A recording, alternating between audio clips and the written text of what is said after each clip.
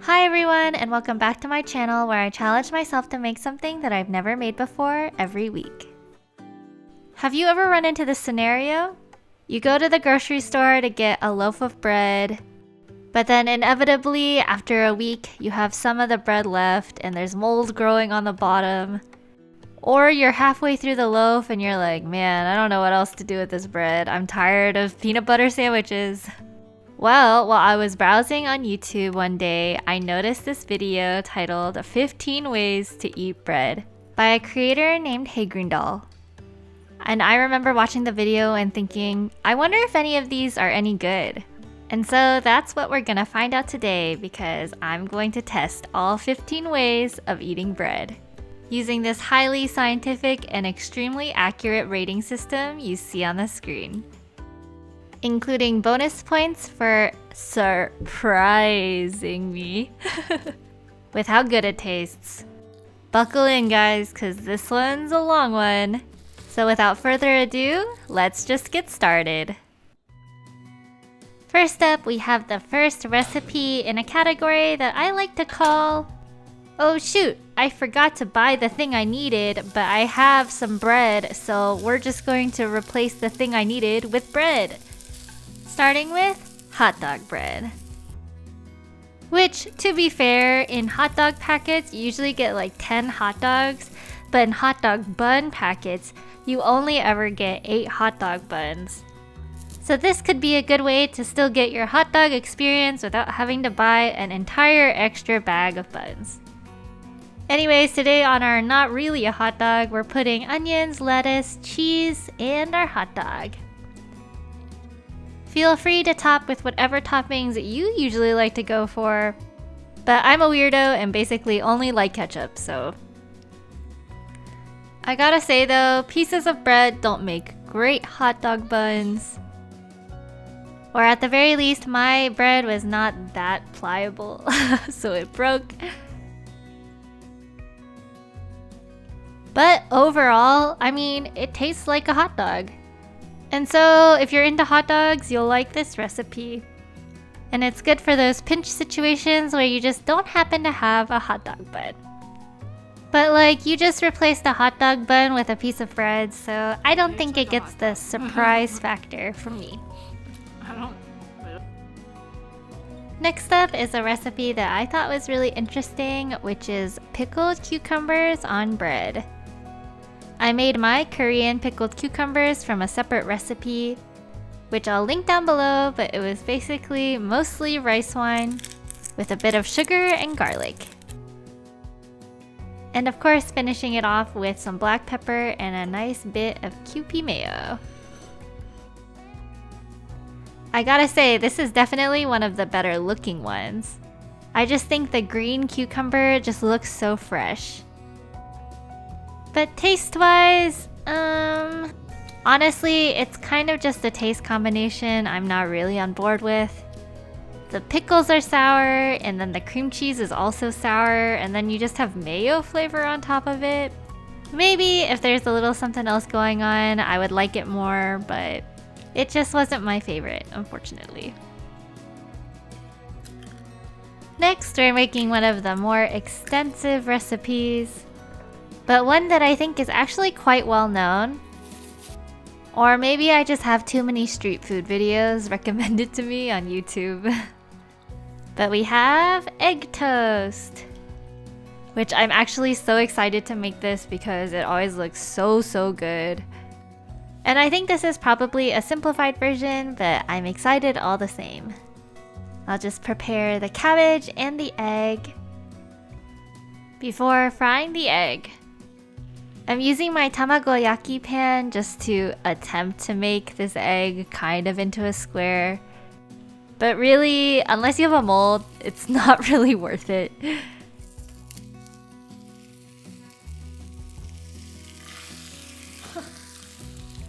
But it was kind of a fun experiment.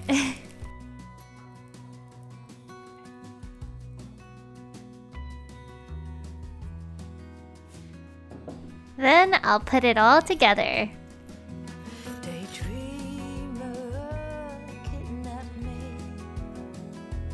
Take me back, all the way back.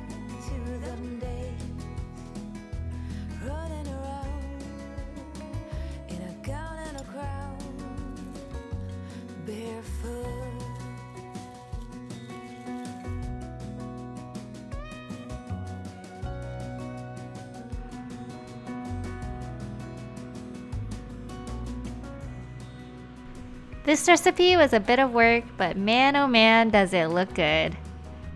And man oh man does it taste good also.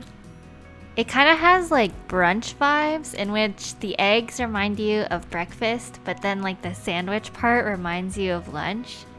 But I like that you can totally customize this egg toast with whatever vegetables that you have in your refrigerator. And it makes for a relatively healthy, filling meal.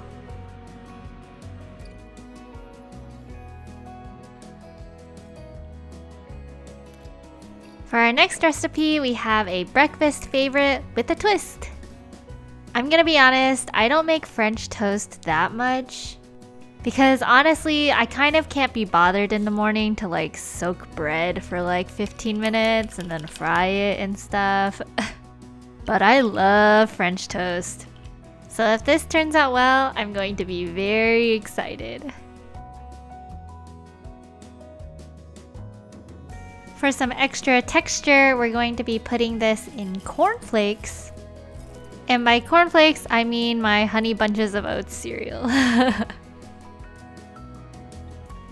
And then we'll just fry all of them in butter until they're cooked. And aren't these French toast pieces so cute? It's like perfect snacking size. The cornflakes do make it a little bit messy when cooking, but they don't really burn, so it's not an issue. And I'm serving today's breakfast of kings with some strawberries. And oh boy, you guys, it tastes so good! Honestly, I wasn't really expecting so much from this recipe, but it tasted just like French toast. But then it was also crunchy because of the cereal on top. And so this one definitely gets the surprise factor thumbs up from me.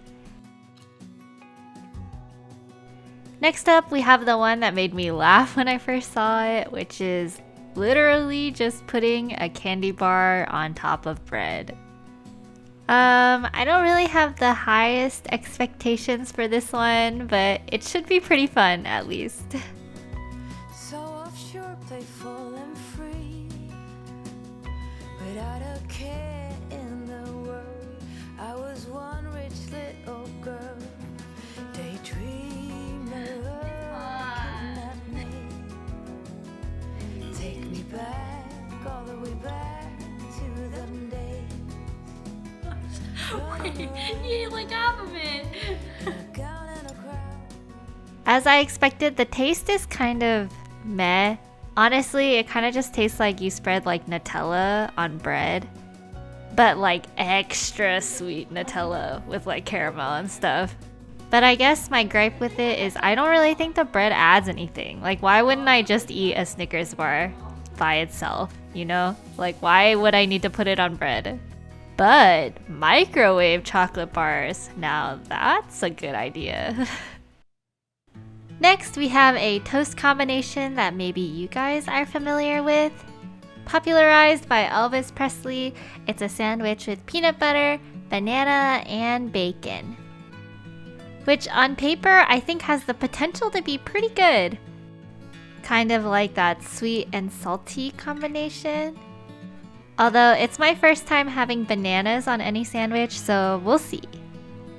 For maximum deliciousness, we're of course going to toast both sides in some butter until it's amazing and crispy and delicious on both sides.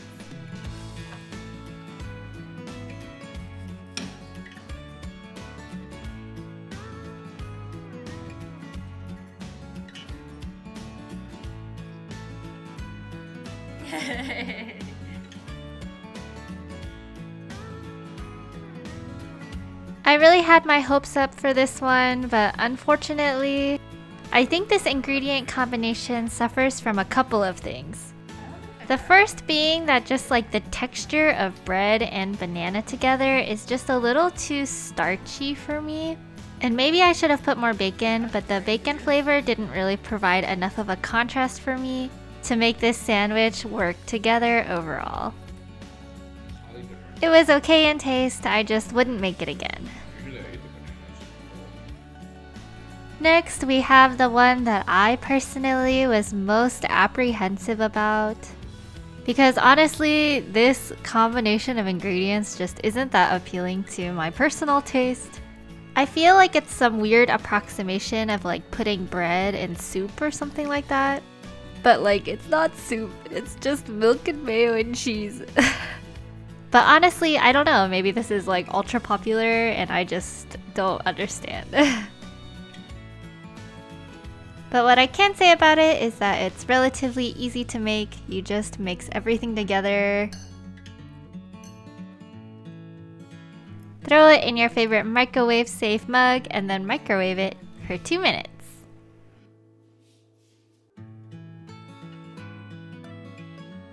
My husband is so kindly taste testing it for me because I kind of just know that I'm not gonna like it. So we needed his unbiased opinion, which is not that great, unfortunately. To quote my husband, he said it just tasted like a sum of its parts and the combination wasn't that good. So probably not one that I would make again. Okay, we're almost halfway done, and so we're coming back to the I'm replacing some item with bread category. In this case, it's cookie dough. So thumbprint cookies I find are more popular during like the holiday seasons. And I personally am not a huge fan of that like glass sugar effect in thumbprint cookies, so we'll see how this bread and jam version goes instead. I do think it's a super fun and easy snack to make with your kids if you have any.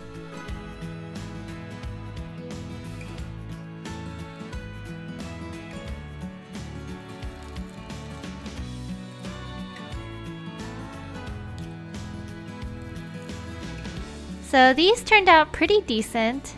Literally nothing like thumbprint cookies. It just tastes like you toasted some bread and put some jam on it, which is delicious, you know.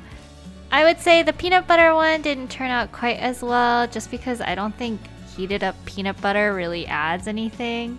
You could definitely just put some jam on some toasted bread and call it good. But I think it would be fun to make with your friends or with a child. Next up, we're doing sweet potato pizza bread, in which we replace our pizza dough with a slice of bread. Now, I think sweet potatoes on pizza is like a big thing in Korea. It's definitely not a thing here in America.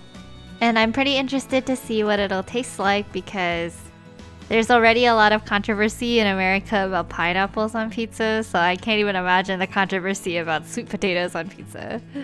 One thing though is if you're trying to make a paste that you can squeeze through a piping bag, you'll definitely need a food processor and probably some milk or water to water it down. Otherwise, your consistency will probably be a little too thick. Coincidentally, I happened to make spaghetti this week, so I had some marinara sauce. But of course, you can just use it out of the bottle. In fact, I did buy a bottle of pasta sauce, but I was like, why not use the spaghetti sauce I made? And then if you're fancy, you're gonna put a star tip on your piping bag and pipe out your sweet potato. Honestly, I felt so extra doing this, but it's pretty fun. Top with some cheese and then you can bake it for about 10 minutes. I'm eating this one for lunch, so I paired it with some salad and grapes.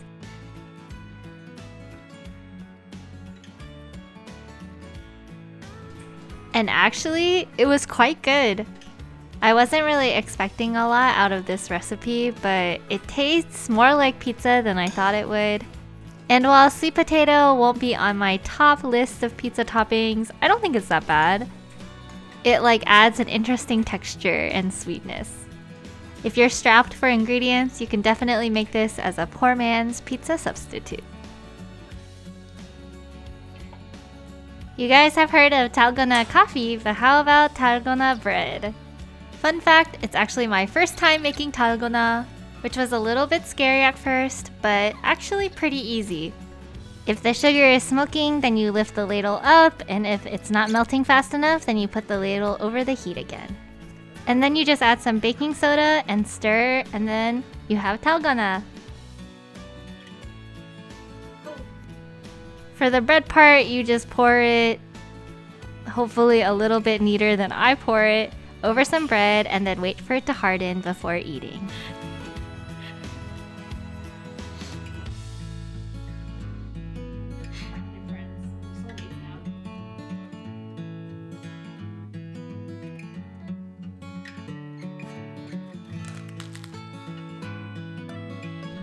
Honestly, it was way more fun to make than it was to eat. It was just like too sweet. And it might have been that I burnt it a little, but I tried it again and it still just always has this like slightly burnt sugar kind of flavor, which wasn't like that enjoyable, so... But definitely a fun activity, especially if you have kids. The next one is probably one of our simplest recipes, which is put the ice cream on the bread and then eat it. In the original video, I believe it was actually frozen whipped cream, but since I didn't have any on hand, I'm just going to use ice cream instead. And unsurprisingly, it tastes like ice cream that I put on bread. Which, like, the bread doesn't add anything to the ice cream. It's not like contrasting in flavor or anything. Like, just eat your ice cream and your bread separately.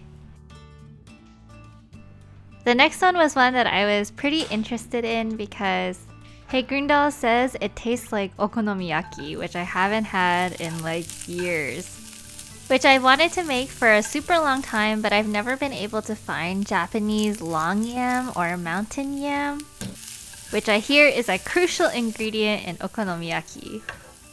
So if I can even get like a little bit close, I would be pretty happy with this recipe. And I also get a chance to use these fish cakes that have definitely just been in my freezer for a super long time. So that's exciting, I guess. After we fried the fish cake and the cabbage, it's pretty easy to assemble. We'll just throw it all on a slice of bread, no cooking required. I actually don't have bonito flakes, so I can't exactly recreate the recipe from the original video, but hopefully it's at least somewhat close.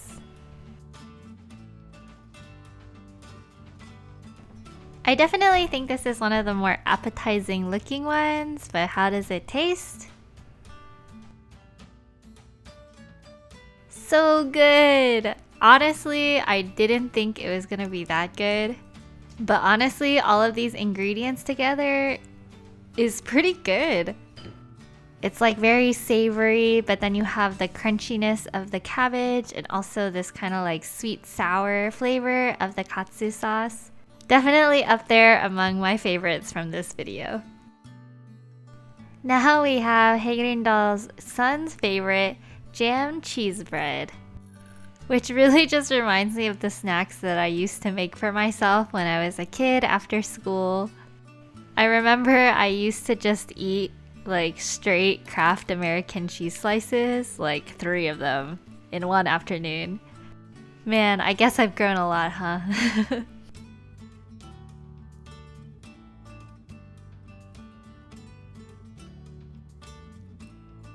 This one tastes basically how you would expect, like jam on toast, but with a little bit of the creaminess of the cheese. I think it's really simple and easy to make, so if you have a kid who is hungry in the afternoon, you could definitely make one of these. Almost there, guys. Our second to last one is what I originally thought was pizza bread, but as it turns out, I think it's more like an open-faced BLT. And I do love myself a good BLT, so I'm excited to see how this one turns out.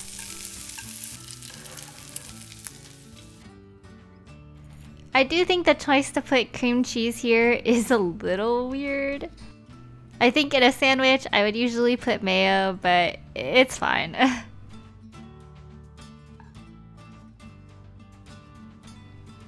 I'm putting on some chopped cherry tomatoes, but of course you can just use regular tomatoes or whatever else you have in your house. And then of course topping with some grated Parmesan cheese. This was one of my favorite looking breads, cause like doesn't it just look so delicious? And the taste? Well, also super good. It tastes like a delicious sandwich with sweet tomatoes and onions and salty bacon. Definitely a fun and fresh lunch with lots of delicious ingredients. Haegreendal has certainly saved the best for last. A veritable bread classic, it's garlic bread. And because I wanted this one to be extra special, we're going to use a crusty bread instead of our usual loaf of white bread. I'm using this technique from pull-apart bread where you cut the bread into like these squares that eventually you'll be able to pull off after it's baked. And I'm doing half the recipe in Haegreendal's garlic butter, which includes condensed milk, which is interesting. And then I'm doing the other half in a more classic garlic butter with mozzarella. Putting the garlic butter into all of the crevices is a little bit finicky, but trust me, it's well worth it. And I'll do the same for the mozzarella cheese too.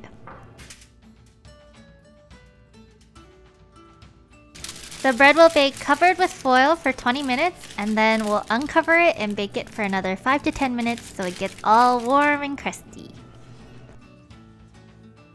And voila! Doesn't it look great? Now, my husband was a little bit skeptical on whether or not condensed milk would be good in garlic bread, but it ended up being pretty good in my opinion. I think if you're used to regular garlic bread, it'll probably taste a little weird at first, but I kind of enjoy it. Especially when contrasted with the other half of the bread, which is just regular garlic bread. So this would be a super cool thing for you to bring to potlucks or parties, and people can just eat whatever side they want to eat. And with that, we are all done with all 15 ways to eat bread. If you made it this far, I mean, color me impressed. This is definitely one of my longer videos. And for fun, here are my final ratings. For me, there were definitely some of them that I personally didn't jive with that well, but also some that I would 100% make again. Let me know in the comments below if there are any that you would try. It has a single meatball. But alright, that's it for today's video. I hope you guys enjoyed this one. It's a little different than what I usually do. But I will see you guys next week with another recipe. Bye!